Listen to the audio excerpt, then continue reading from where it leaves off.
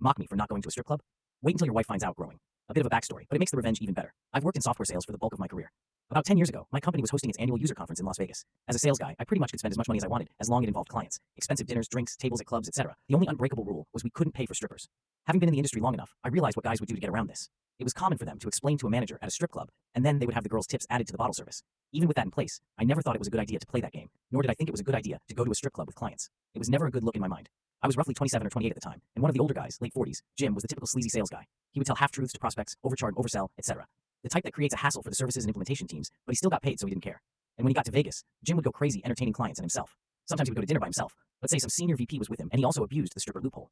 One of the reasons he tried to get a group to the strip club each night was that he had a very conservative wife. She made the kids go to a local Christian school, and the family went to church every Sunday. She hated the annual trips to Vegas, to the point he would tell stories that he wasn't allowed to bring his suitcase in the house.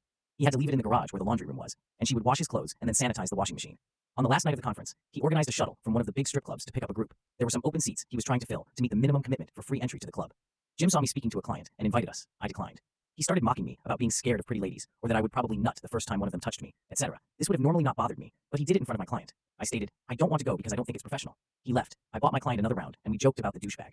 Then I was on my own and decided to walk the strip a bit and head to bed early due to an early morning flight.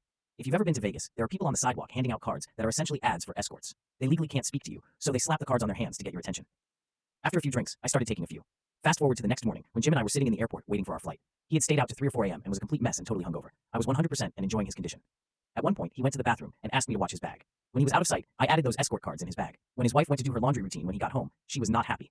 She didn't believe in divorce, but they were suddenly going to church 3 times a week and had a weekly counseling session with their pastor. This also led to Jim dropping out of his weekly golf league. He was telling us all the story at the office looking for sympathy, and he swore he never took those cards, but couldn't remember since he was so drunk.